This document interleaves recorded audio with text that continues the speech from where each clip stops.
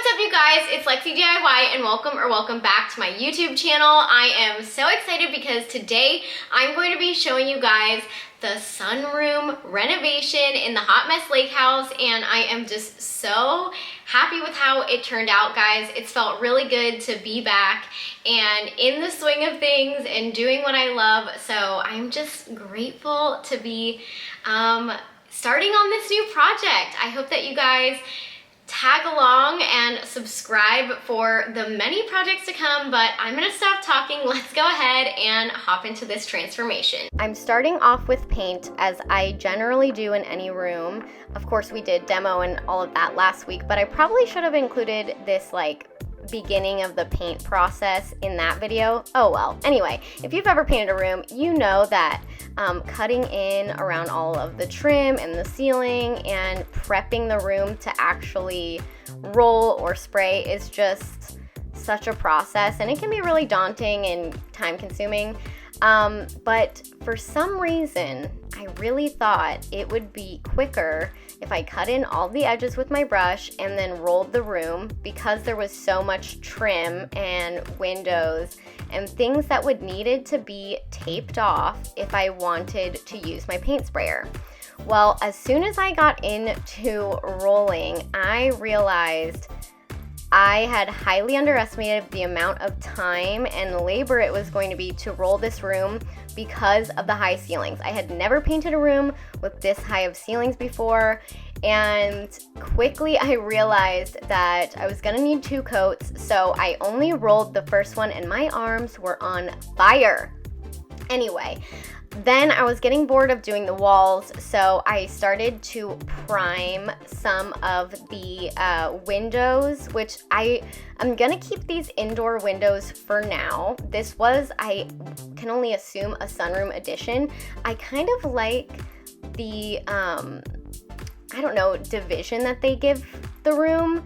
It makes the room a little bit more usable. I don't necessarily know how to describe what I'm saying, but if I took them out, I would just leave them as openings into the sunroom, which I might end up doing eventually, but for now they're gonna stay. Anyway, you know, I'm just priming with a shellac-based primer. I did not sand the trim, and I know some people might get mad that I painted the wood trim, but I just ask that you be respectful because it is my house and I'm the one that has to live with it, and wood trim is just not for me. Anyway, I use the shellac-based primer because it can basically stick to everything. Then I was like, I'm getting bored of doing that, and I needed to get a second coat on the room. You'll notice I didn't roll that one wall, but to use a paint sprayer, it kind of has stuff that goes everywhere. So you really have to plastic off just about every single thing, and you don't want the fumes just going through your house. So I also had to plastic off any openings so that the fumes wouldn't get to our dogs. Even though this was a really long process to tape everything off, it was well worth it because you will see how much more quickly it goes when you spray. Now, generally when you spray, you'll also only need 1 coat, and I would have really saved myself the trouble of even doing the first coat if I would have just taped everything off in the beginning and sprayed it all. Also, you'll notice I'm spraying the ceiling. It is a popcorn ceiling. It had already been painted over, so taking it off would be really difficult. I do have a plan for it, just not right now. And I made sure that I was wearing my respirator. There's a lot of little particles, and you really want to make sure that you're protecting yourself. Anyway, after I was done spraying the room and everything had dried, me and Dustin started to install the fans. Now, installing new ceiling fans is a lot more simple than you would think, but the slope ceiling did make it a little bit more challenging than our previous fan installs. Of course, all the electrical was off and all of that, so no worries, but then we went back and actually started using the paint instead of primer. So only 1 coat of primer, and I'm putting on a high gloss enamel to make sure that it does not scratch off of these pieces of trim. While I am painting the rest of the trim, I wanted to address something that a lot of you guys had commented on my last video. Some of you guys were really concerned about the wire that was previously from that light that I took out of this room, and don't worry, everything is off. So the switch to that wire is off and it was capped off properly. It is coming out because we're taking out the wall behind it with the little built-in in the kitchen. We're just not doing that yet. It's just easier to access it and take the full wire out once I have that wall open on the other side. So don't worry guys, we're being safe. It's not going to stay in the wall, and I really, really appreciate you guys making sure that I know what's up and keeping our family safe. So I really appreciate that. Also, I taped off these doors, which I didn't show, but I'm painting the trim. I did also do, this is a coat of the primer. Now, one thing about shellac primer is it's so sticky and it dries really quickly, and it's going to ruin your brush. You have to work quick, and your brush gets really crusty and there's no saving it. Just so that you guys know, if you have to do things with shellac primer, try to do it all in one day, at one time, because you don't want to ruin a bunch of brushes. Anyway, you'll notice I do have the doors themselves taped off, and initially I was going to leave them wood, but it's just not my vibe. It's just not my vibe. So you'll see what we do with those later.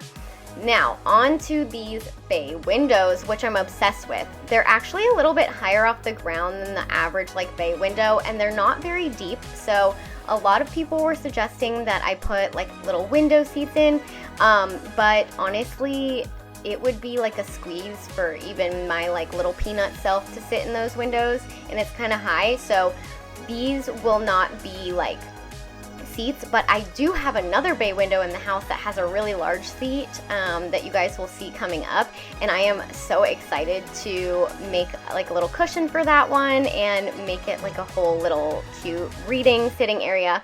But I am priming the top of the window area and all around the sides. Now, realistically, I probably should have taken those little pieces off, but I hadn't bought new trim yet, so I was like, you know what, I'm just gonna paint it all. I need to get the vibe, and I couldn't find the proper trim to replace it yet, so I was like, whatever.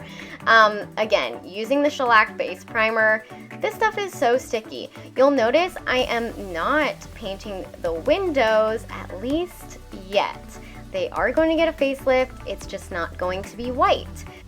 After I had got the rest of the primer on everything, I then went back again with my paint for trim. It's a trim enamel, and it's in the color Frost by Bear. It is a super bright white with some blue undertones, and I think it really brightened the space up a lot. Now, even though I used a coat of primer, I did still end up doing 3 coats of paint on the trim. It was a lot, but the primer definitely helped the tannins not come through the first layer of paint, so it was helpful.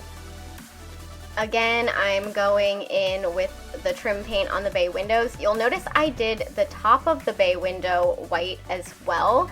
And this is basically just to make sure that all of the light that is coming in is able to be reflected kind of in other places. I know it sounds weird, but the shiny glossy trim really does help that. And also, please ignore the mess that is in the rest of my house, because we're still moving in, we're trying to renovate and unpack, and it's really a lot. Anyway, then it was time to take out all of the switches and just take off all the cover plates. I did go ahead and get anywhere else, touch it up where I couldn't reach with my paint sprayer, because I just had it taped off. It was easier to do it that way, because I kind of ran out of painter's tape at the end. So that's what you'll see me doing here. And then it was time for us to actually swap all of the switches and outlets out. Now guys, this was actually so easy. We got all of the outlets and switches in this room done in maybe 30-40 minutes. And of course you want to turn the electricity off. We do not have the electricity on in while we're doing this. And we've done this before, but it's really, really simple, and it's a cheap way that you can kind of update your house if you have those kind of like almond or like beigey colored outlets, or maybe you have traditional outlets and you want to put in these rocker ones. It's usually only a few dollars per outlet, and it's actually really simple to do yourself, which is awesome.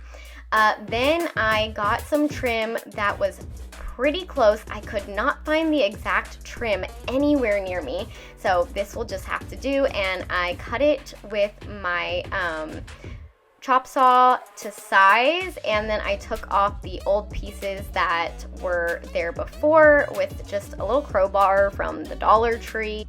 I used some painter's tape to hold my trim pieces in place while I was brad nailing everything in.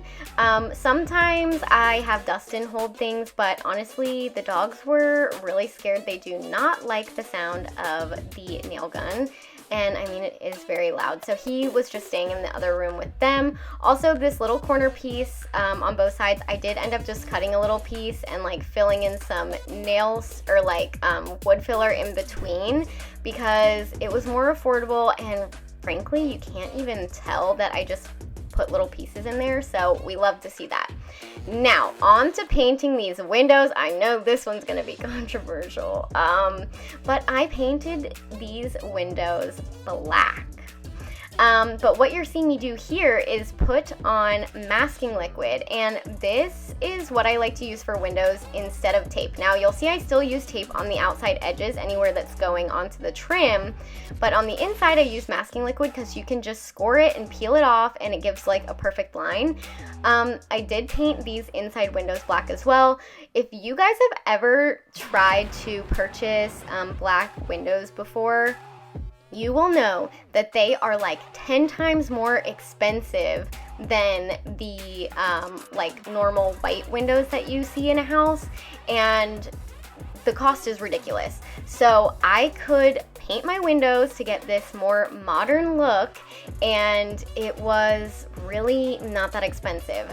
The can of paint cost me $40, and I didn't even use the whole thing. So I'm planning on using this on every single one of my windows in the entire house, while I'm keeping the outside trim of them white, so it looks like the windows themselves are actually those metal black windows. I am curious to see how many gallons of this black paint it takes me to get through all of the windows in the house. And I'm considering, these are kind of an older style window where you crank it to open it. So I did have to open it, and I did leave them open while they were drying, so that none of the, you know, paint or pieces like stuck to each other. It didn't get stuck shut. And then I'm just scoring all of that masking liquid and just peeling it right off along with the tape. And I am so excited about how they turned out because I think they look great. I did go back and do some like touch-ups to make everything look a little bit more crisp because I did get a little bit of bleeding through my painter's tape. I probably should have used the green tape, but it's a little bit more expensive and I was on a budget. Also, I did the masking liquid on these doors as well, and I went in and painted them black. I was so iffy on this decision, but ultimately I am fully obsessed with how it came out, and I'm so happy that I did it. Now, another challenge that presented itself to me was these pink tiles, and I wasn't really sure what to do with them. So for now, this is not my permanent solution, but for now, I went over them with that shellac-based primer. Like I said, shellac basically can stick anything to anything. So I went over and I painted the tile with it. Now, there is tile painting kits, but they're a little bit more expensive, and I already had the shellac primer, so I was like, this is what we're doing. I did 2 coats of it, and it looks a lot better. I'm definitely gonna get a top coat or some like acrylic, like enamel to put on it, like another layer, but for now, they look great.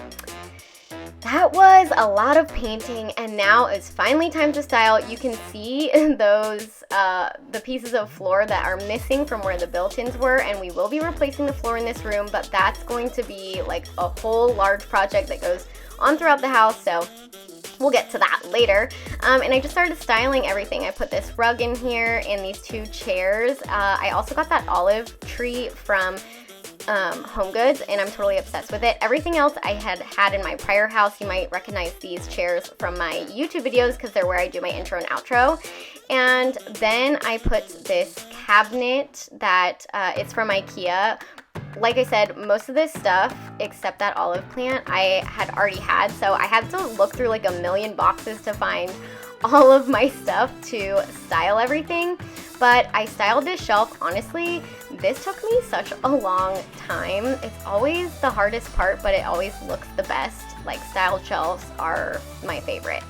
I put so much hard work into this room, and it makes me so excited to do the rest of the house because it really turned out so good. So here are the before and afters.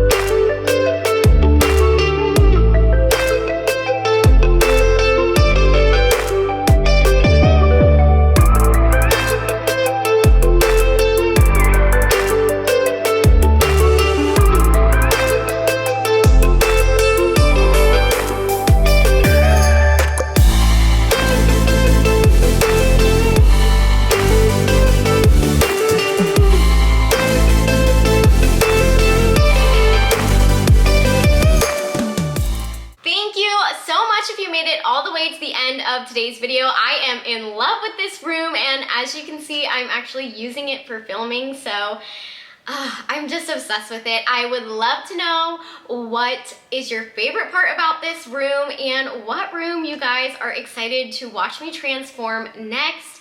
But if you're not already, make sure that you are subscribed to my YouTube channel and ring that bell notification so that you never miss when I upload next, as well as follow me on all my other social medias if you happen to have them. They'll be linked here on the screen and in the description box below. But that's it for me today, guys, and I will see you in the next one.